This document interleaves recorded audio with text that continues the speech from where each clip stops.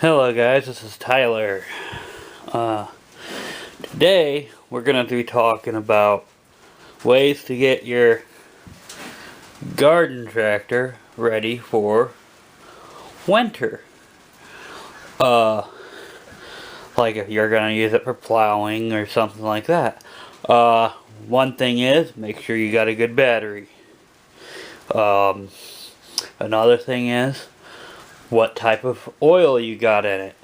I usually run 1030 all year long and never have a problem. And I use an off-brand oil which is made by Citgo and branded Farm and Fleet, which is fine. I know some people say, well, that's an unbranded oil. Citgo oil is great. But like I said, I run 1030 all year long in everything, never have a problem. The 30 weight on the left is for transmissions. Some snow blowers I end up using 5W30, which is on the floor. Don't mind that tire, it's flat. Now there is different things you can do. One thing is chain selection.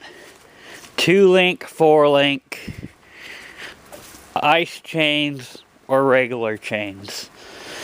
And I'm coming out to the Craftsman's to show you the differences on chains. And don't mind the messy yard. Okay, these are 4-link, because there's 4 links between each bar. And these are ice chains. You see, they have the V-bars right there. Those work pretty good. 2-link are a little bit better. But if I had 2-link with ice chains, that would be awesome. Or the ice bars. This one is just regular chains, 4-link. And I ain't gonna go in and show you how to install tire chains, but basically the way I do it is I have the tires off the machine when I do it. I let the air out of them, wrap the chain around it, get it as tight as I can, then air it up. This set right here, I know it looks rusty, but that was a brand new set I got at a scrapyard. Never been used this year. So I had to cut them down because they were too long. Also, wheel weights. You can go without wheel weights, but they are a tremendous help. There is tricks that I know of to help you get the wheel weights on, especially if you have a setup like on my 92 Craftsman, which each of these weights are 55 pounds each, or 50, somewhere around there, I can't remember. They're John Deere weights. But anyway, I end up using either 2x4s underneath or a floor jack to get them in there to run my bolts and tighten them down. I got a bad back, and I'm only 28 because of the fact that I had scoliosis, I have scoliosis, and it was basically a lot worse when I was younger. But anyway, this is little tricks I learned. Now, I'm thinking that's pretty much on the tire chains, but if you really want to go watch somebody install tire chains, go watch Terrell Fixes All. He has a video about how to install tire chains. Now, depending on the age of your snow blade that you're using, if you use it, you can adjust how it leans forward.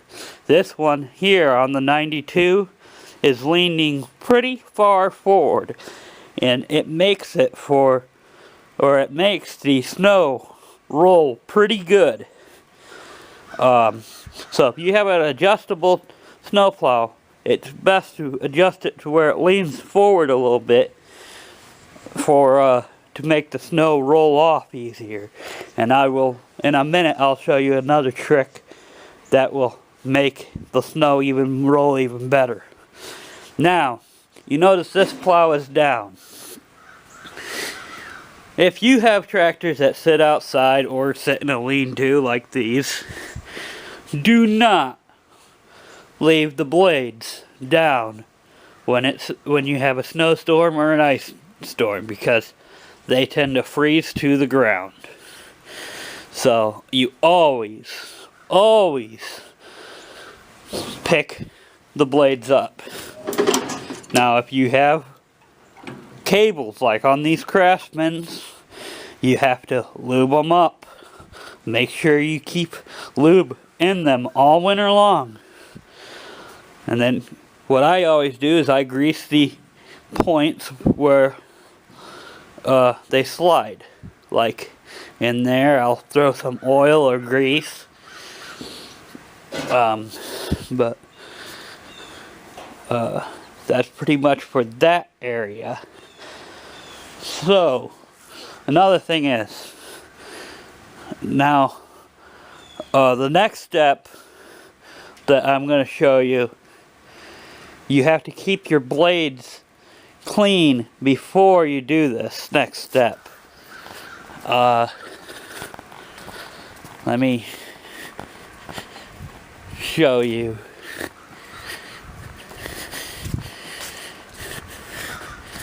Now this one, the blade is pretty clean. Now, you notice I got this paste wax here. This is the wrong kind of wax, but I got it for free, so I don't really care. You can use the correct wax. But what I like to do is I like to rub the wax into the blade. And that will get the snow to roll better and not stick all up. You'll have to do this a few times, and basically that's pretty much it. You just cover the entire blade, and it makes it to where the snow rolls better, like I said. Okay. Another thing is, if you have metal gas tanks, like on some of these older Sears, they have metal gas tanks. Some wheel horses do. Cases do. There's a bunch of other brands that have metal gas tanks also. Make sure the gas tank is full. Do not leave a tractor with a partial tank or an empty tank, because if your tank is metal, it'll rust out. Another thing is tarps. You do not want to put a tractor outside underneath a tarp. It'll trap moisture and it will make things rust up, seize. It's just not any good for the machine. I keep mine in buildings. This building here is a metal shed, which is not the best either. This thing also leaks when it rains and stuff. There's a few leaks. But, yeah, another thing. When you start these things up, let them run for 5-10 minutes before you move them. Because it's just like your car. You don't go out there, start it, and take off in it in the winter time. You have to let it warm up. Another thing is, make sure you got good drive belts. Everything's good. Check your rear end fluid if you have fluid in the rear end. Make sure there's no water in it. Because like on these Sears and some of the wheel horses, I'm sure other brands too do also, but they tend to get water into the transmissions, and if they sit outside, and when it freezes, you can blow the trans if you don't know it and you try to drive it, break the belt, or you just have a bad day, let's just say that.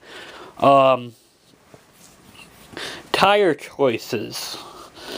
I don't have the correct tires on the front of anything because for what I need. These are just Carlisle sawtooth tires. In the snow, they'll slide around. There's no way. But I am getting tri-ribs for this tractor, which are the better for front tires, because they have that single bar in the middle that'll grip and dig in. You notice that all my tractors that plow snow, none of them are ag tires. That's because all of the ag tires are taken off because you'll just get stuck in the wintertime. I mean, they might be good for a pavement or a cement drive, but for my driveway and other people's that I go and do, no, you just get stuck.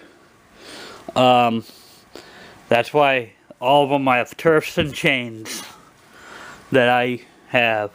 And also, if you have a rear 3-point or anything like that, and you use a grater blade, make sure you lube all the points, make sure no ice forms on it, because that can freeze up on you too. I've had it happen once, and I had to have it thaw out, but